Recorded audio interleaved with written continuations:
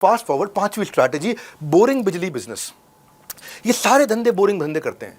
बोले भाई कोयला मेरे पास है, कोयले से अगर बिजली बनाऊंगा तो हिसाब जोड़ते हैं कितना कमाऊंगा। होश उड़ गए।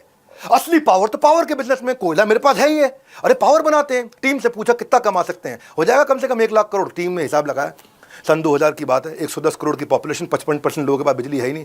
बोला यानी कि 55 करोड़ लोगों को बिजली देने की संभावना है और ये 2 गुना बढ़ जाएगी अगले 20 साल में। 75% एनर्जी की नीड बढ़ती चली जा रही है। बोला एक और $1 बिलियन अपॉर्चुनिटी और नेचुरल ट्रांजिशन है। क्यों? रॉ मटेरियल कोयला मेरे पास है ही है, कोल माइंस मेरे पास है ही है, लार्जेस्ट इंपोर्टर का कोल मैं ही हूँ और मेरी रिड्यूस हो जाएगी ऑपरेटिंग कॉस्ट क्योंकि मुझे किसी और से नहीं देना पड़ेगा और स्टेबल पावर सप्लाई दे पाऊंगा, मैं कमाल कर दूंगा। कंपनी ने फिजिबिलिटी एनालिसिस पूरी टीम ने किया इनके बैठ करके।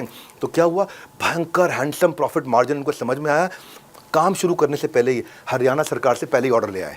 अभी काम चालू नहीं हुआ, हरियाणा सरकार ने हमको दे दो भैया बिजली, हमारे गांव में बिजली लगाएंगे सबके यहाँ। और हरियाणा सरकार में जो है उन्होंने ओके कर दिया।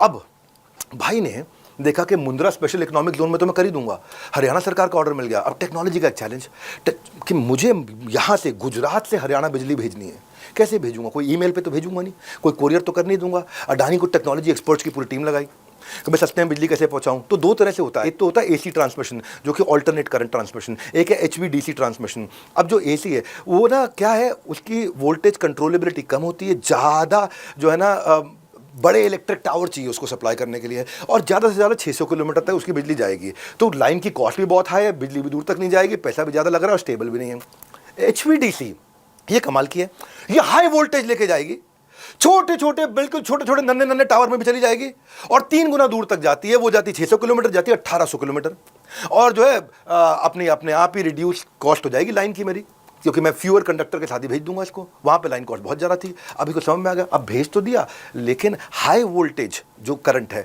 वो तो पब्लिक को डिस्ट्रीब्यूट कर नहीं सकते। अब दिक्कत आ गई वहाँ पे कि भाई हाई वोल्टेज को वहाँ पे एसी में कन्वर्ट कैसे करूँ, सिंपल घर वाली बिजली कैसे बना दूँ उसको मैं।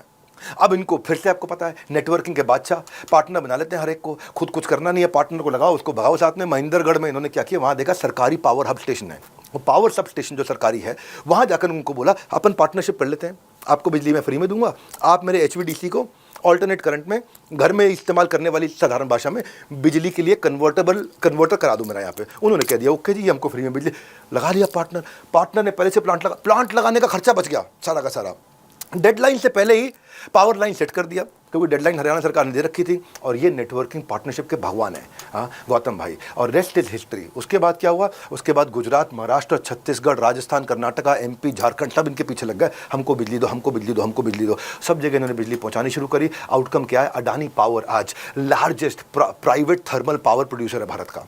9 राज्यों में 15% पॉपुलेशन को बिजली ये दे रहे हैं। और कंपनी क्या सोची थी 1 लाख करोड़ की, एक और 2.3 लाख करोड़, 2.25 लाख करोड़ की एक और कंपनी बना दी।